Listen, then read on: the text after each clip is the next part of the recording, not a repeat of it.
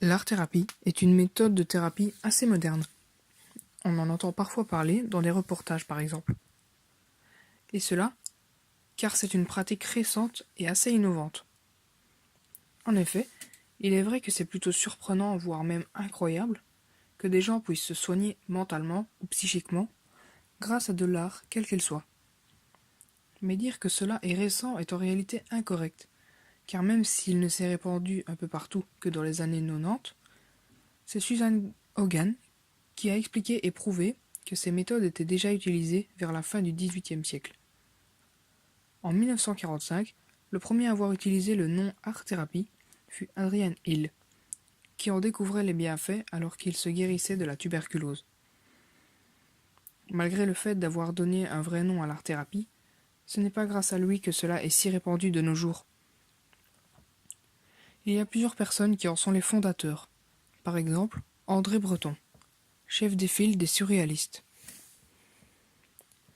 C'est lui et ses partisans qui ont travaillé sur l'expression dans l'art, plus précisément sur l'expression de l'inconscient dans l'art. Ils en sont arrivés, à l'aide de plusieurs expériences, à quelque chose qu'ils nommèrent l'écriture automatique. Cela consiste en un mode d'écriture où ni la volonté ni la conscience n'intervient. Aujourd'hui, il y a de plus en plus d'adeptes de l'art-thérapie, et on peut en trouver des ateliers un peu partout, que ce soit à Liège ou même jusqu'au Sénégal. Cependant, il y a beaucoup de gens qui ont des idées toutes faites et des préjugés à l'égard de l'art-thérapie. Mais à l'inverse, il y a également énormément d'avis positifs de gens qui ont déjà participé à des thérapies. Des gens qui soient fous, qui aient des troubles, ou qu'ils soient âgés, ou même certains qui avaient juste envie de suivre une thérapie, mais en tout cas qui ont suivi une thérapie, ont eu beaucoup d'avis positifs. Maintenant, je vais vous poser une question. Est-ce que l'art-thérapie peut être une vraie méthode de médecine? Eh bien, je vais vous répondre oui, en effet, car dans la médecine, on ne soigne pas uniquement les problèmes physiques, mais aussi les problèmes mentaux.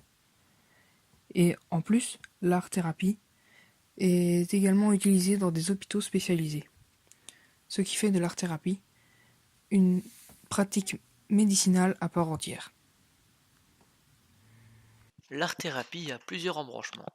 Les plus notables sont le théâtre et la peinture. Le théâtre permet aux patients d'avoir des interactions sociales et d'apprendre à canaliser leur déséquilibre psychique. La peinture, elle, leur permet d'exprimer leurs sentiments en se basant sur différentes bases situées en bas à droite du panneau devant vous. Lors d'une séance d'art-thérapie, rien n'est obligatoire. Étant donné que celle-ci utilise la créativité des patients, il est impossible d'obtenir des résultats s'ils y sont forcés. Une séance se déroule sous cette forme. Le thérapeute donne une consigne, appelée dispositif créatif. Cette consigne peut être vague, une simple phrase comme fil conducteur, ou plus ciblée, en plusieurs étapes, quand les patients ont besoin d'être guidés. Ensuite, après que les patients se soient bien imprégnés de la consigne, vient un temps de création, qui est donné aux patients, puis après que chaque patient ait décidé qu'ils avaient fini, il vient un temps d'échange entre les patients et le thérapeute, où chaque patient explique leur processus de création, ainsi que les émotions exprimées afin de trouver un sens à la séance.